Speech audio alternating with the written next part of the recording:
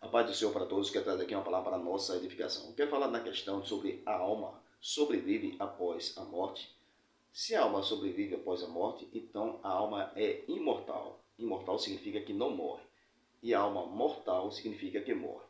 Tem duas religiões, Testemunha de Jeová e Adventista, que não crê que a alma sobrevive após a morte. Simplesmente, quando a pessoa morre, morre corpo, alma e espírito. Então, para Testemunho de Jeová e Adventista, morre corpo, alma e espírito. Eu sou evangélico e nós cremos que a alma sobrevive após a morte. Então, o que morre para nós é o corpo, mas a alma e o espírito sobrevivem após a morte.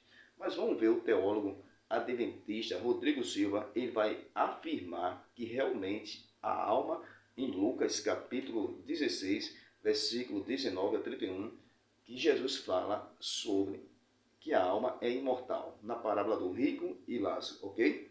Vamos analisar o ponto de vista dele, depois eu trazer o meu argumento, porque eu creio que a alma é imortal.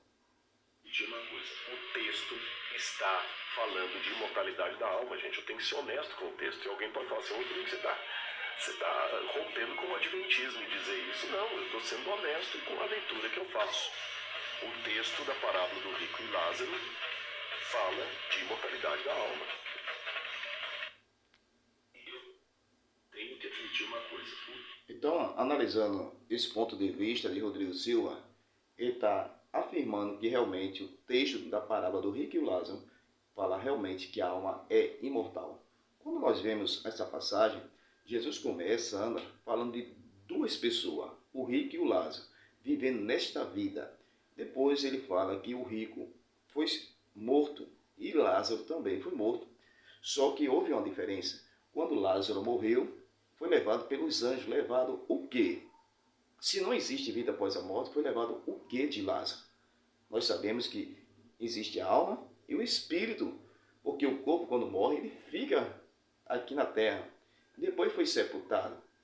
Mas os anjos levou o corpo? Não, levou a alma e o espírito de Lázaro. E a Bíblia diz que o rico também morreu.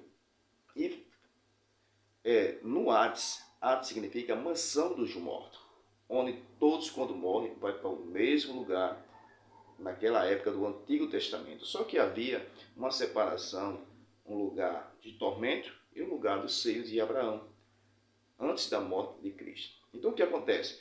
Ergueu os olhos, o rico erguendo os olhos. Se ergueu os olhos, não estava dormindo, ok? Então quando o rico morre, ergueu os olhos, não estava dormindo. E viu de longe Abraão e Lázaro, e reconheceu Lázaro, e falou com Abraão. Se a pessoa está morta, como é que pode reconhecer? Como é que pode? Ele estava em tormento, ele se lembrou de Lázaro. Então, tudo isso mostra que a alma sobrevive após a morte. E outro ponto mais principal que eu vejo é que o rico pediu para Abraão que mandasse alguém dos mortos que fosse à casa do seu pai. Aonde? Aqui na terra. Por quê? Porque se ele estava morto, estava no Hades, que significa mansão dos mortos, então ele pediu a Abraão que mandasse que alguém viesse, ressuscitasse, viesse aqui na terra para avisar os seus 5 irmãos. Se ele lembrou que aqui na terra tem 5 irmãos, então ele está consciente que aqui na terra tem 5 irmãos. Está no versículo, Lucas 16, versículo 27. E disse ele, rogo, pois, pai, que mande a casa do meu pai, pois tenho 5 irmãos, para que dê testemunho, a fim de que ele não venha também para este lugar de tormento. Então, ele estava consciente, para os adventistas e para os testemunhos de Jeová, quando a pessoa morre, ele está dormindo e não está consciente. Mas a parábola do rico e Lázaro, que nós cremos que é uma parábola em forma, é uma história real em forma de parábola. Jesus quis explicar algo? Sim, quis explicar algo de 2 pessoas que viveu aqui nesta terra, depois morreu, então a vida após a morte. E a vida após a morte, ele mostra que um estava no lugar de gozo e o outro estava no lugar de tormento. Então, analisando essa questão, também o rico estava consciente que aqui na terra, na casa do seu pai, tinha 5 irmãos. E estava consciente, ok? Quando nós vemos na passagem de João, capítulo 11, versículo 11, fala de Lázaro, que Jesus disse que Lázaro estava dormindo. O que é que dorme? É o corpo, mas a alma e o espírito sobrevivem após a morte, ok? Vamos para outro texto para mostrar que a alma sobrevive após a morte. Em Apocalipse, capítulo 7, versículo 9, o 13 e o 14, diz assim: Eis aí uma grande multidão, de todas as nações que ninguém podia contar, povos e línguas, diante do trono, perante o Cordeiro de Deus, com veste branca. O versículo 13, e diz assim: Quem são esses?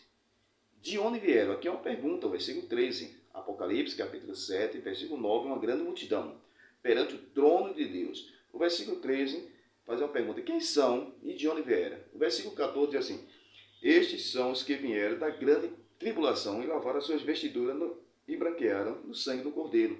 Então, estes aqui vieram da grande tribulação. A pergunta que se faz é essa para o adventista e os testemunhas de Jeová. Essa grande multidão aqui está perante o trono de Deus. Está vindo da grande tribulação. A pergunta é as almas daqueles que morreram na grande tribulação ou é a igreja já ressuscitada? Então, analisando essa questão, primeiro, para as testemunhas de Jeová Adventista, diz que a alma não sobrevive após a morte. Então, eles não vão crer que é a alma. Aqui, essa grande multidão não é a alma daqueles que morreram na grande tribulação. Então, ele vai ter que dizer, afirmar que é a igreja ressuscitada. Então, se é a igreja ressuscitada, a pergunta que se faz é essa: a igreja só vai ressuscitar os que vieram da grande tribulação? Porque o versículo 14 responde. O versículo 13 diz assim: quem são esses, de onde vieram? O versículo 14 diz assim: estes são os que vieram da grande tribulação. Então só vai ressuscitar os que vieram da grande tribulação? Ou haverá outra ressurreição para aqueles que morreram antes da grande tribulação, para aqueles que morreram no Antigo Testamento? Vai ter que ressuscitar. Mas nessa multidão aqui, perante o trono, é somente os que vieram da grande tribulação.